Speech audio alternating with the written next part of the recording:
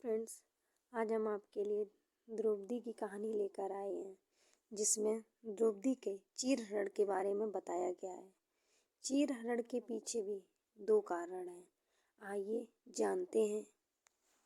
महाभारत में द्युतकीर्ण के समय युधिष्ठिर ने द्रौपदी को दांव पर लगा दिया और दुर्योधन की ओर से मामा शकुनी ने द्रौपदी को जीत लिया।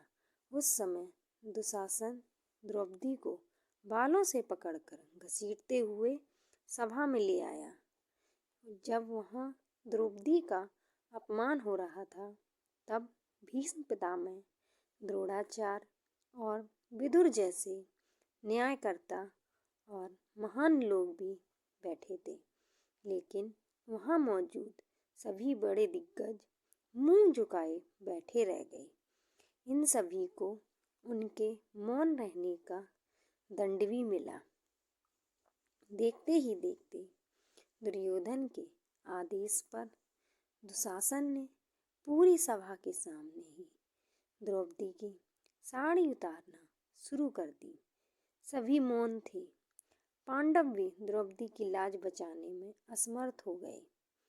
तब द्रौपदी ने आंख बंद करके वासुदेव श्री कृष्ण का आह्वान किया।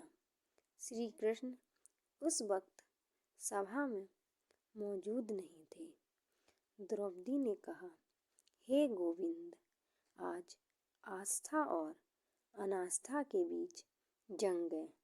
आज मुझे देखना है कि ईश्वर है कि नहीं। तब श्री हरि कृष्ण सभी के समक्ष एक चमत्कार प्रस्तुत किया और द्रौपदी की साड़ी तब तक लंबी होती गई जब तक कि दुशासन बेहोश नहीं हो गया और सभी सन्न रह गए। सभी को समझ आ गया कि यह चमत्कार है। कहते हैं कि श्री कृष्ण द्वारा द्रौपदी की लाज बचाने के पीछे दो कारण थे। पहला यह कि वह उनकी सखी थी और दूसरा यह कि उसने दो पुण्य कार्य किए थे। हालांकि यह दो कारण नहीं भी होते तो भी भगवान श्री कृष्ण द्रौपदी की लाज बचाते। पहला पुण्य कार्य, वह पुण्य कर्म यह था कि एक बार द्रौपदी गंगा में स्नान कर रही थी। उसी समय एक साधु वहां स्नान करने आया।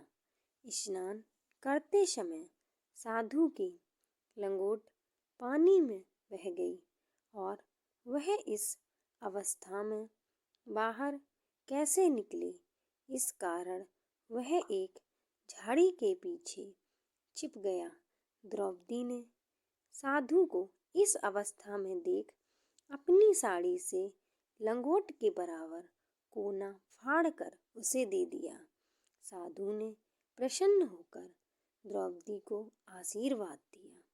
दूसरा पुण्य यह है, एक अन्य कथा के अनुसार जब श्री कृष्ण द्वारा सुदर्शन चक्र से शिशुपाल का वध किया गया, उस समय श्री कृष्ण की अंगुली भी कट गई थी।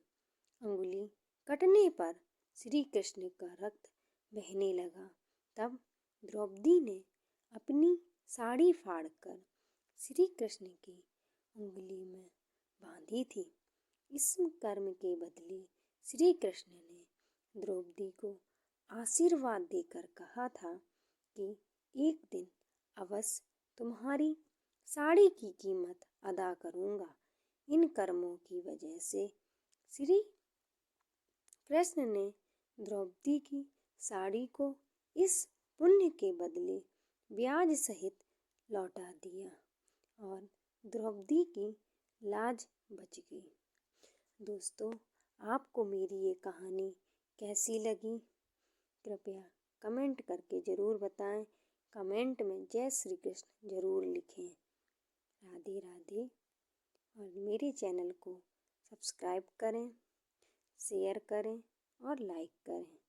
धन्यवाद।